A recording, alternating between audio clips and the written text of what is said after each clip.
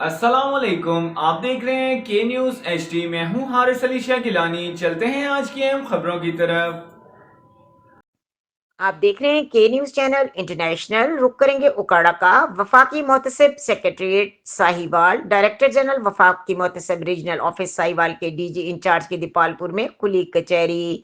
120 شکایت کنندگان کی گیس، بجلی اور نادرا کے خلاف شکایات موقع پر حاصل کروائیں اور 60 نئی شکایات وصول کیں۔ وفاقی محتسب اعلیٰ اعجاز احمد قریشی کی ہدایت پر وفاقی محتسب سیکریٹریٹ ساہیوال کے انچارج عنایت اللہ نے دیپال پور میں کھلی کچہری کا آغاز کیا۔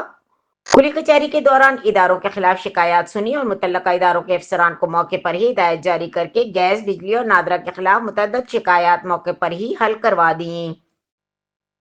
کھلی کچہری میں شکایات کنندگان نے بجلی، gas, NADRA, Benazir income supports programme, state life insurance corporation اور پاکستان پوسٹ آفس کے علاوہ وفاقی محکموں کے خلاف بڑی تعداد میں شکایات پیش کی۔ زیادہ تر شکایات بجلی اور گیس کے کنکشن اور زائد بلوں پر تھی۔ بے نظیر انکم سپورٹس پروگرام سے مالی امداد نہ ملنے اور شناختی کارڈ کے اجرا میں تاخیر سے متعلق تھیں۔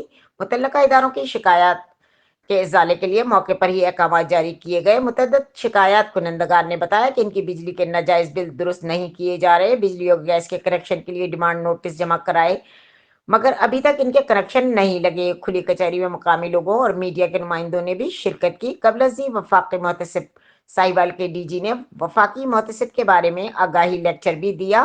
کھلی کچہری کے بعد ڈی جی نے میڈیا کے نمائندگان کو شکریہ ادا کیا۔